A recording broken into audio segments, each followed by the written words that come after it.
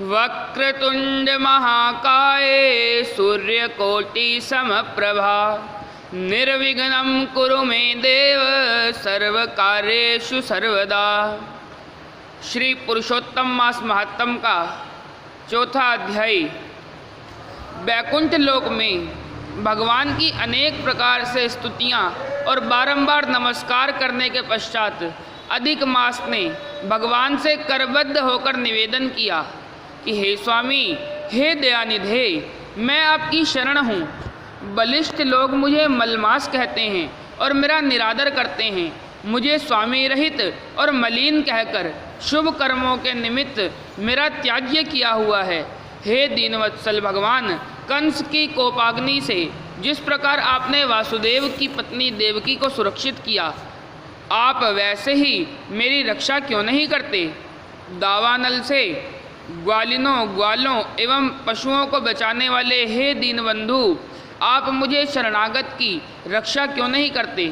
जरासंध के बंधन से जिस प्रकार आपने राजाओं को मुक्त किया, उसी तरह आप मुझ शरणागत की रक्षा क्यों नहीं करते।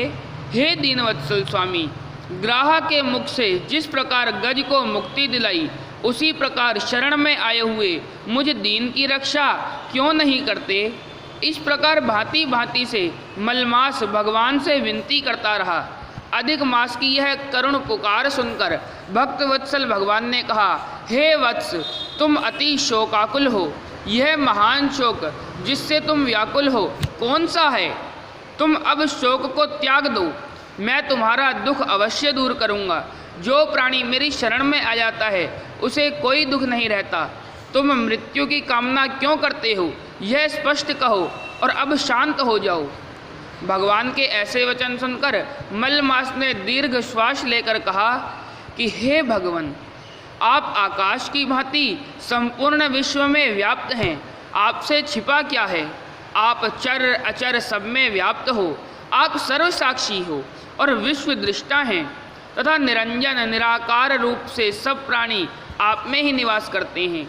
क्षण लव मुहूर्त दिवस रात्रि पक्ष मास आदि सभी अपने अपने स्वामी से आदेश पाकर सदा निर्भय आनंद मग्न रहते हैं, परंतु मेरा कोई स्वामी नहीं है, मेरा कोई नाम नहीं है और ना मेरा कोई आश्रित ही है। इसी से देवता मेरा निरादर करते हैं और मनुष्यों ने शुभ कार्य से मुझे निषिद्ध कर रखा है। आंसू बहाते हुए मलमास ने आगे कहा कि हे प्रभु, प्रत्येक स्थान पर सभी जीवों से ऐसा भीषण अपमान पाकर मैं अब जीवित ही नहीं रहना चाहता।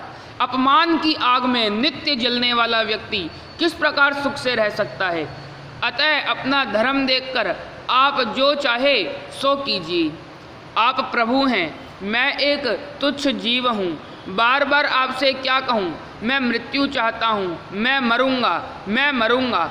ऐसा बारंबार कहते हुए वह मलमास लक्ष्मीपति के समक्ष शांत होकर गिर पड़ा।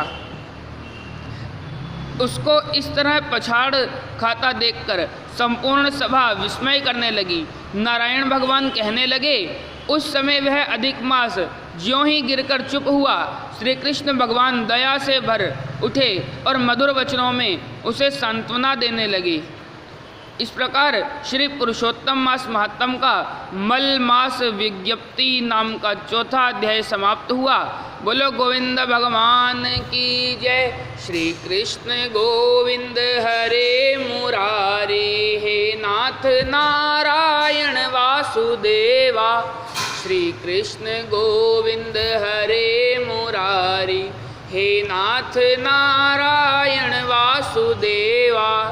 बोलो वासुदेव भगवान की जय। बोलो पुरुषोत्तम भगवान की जय।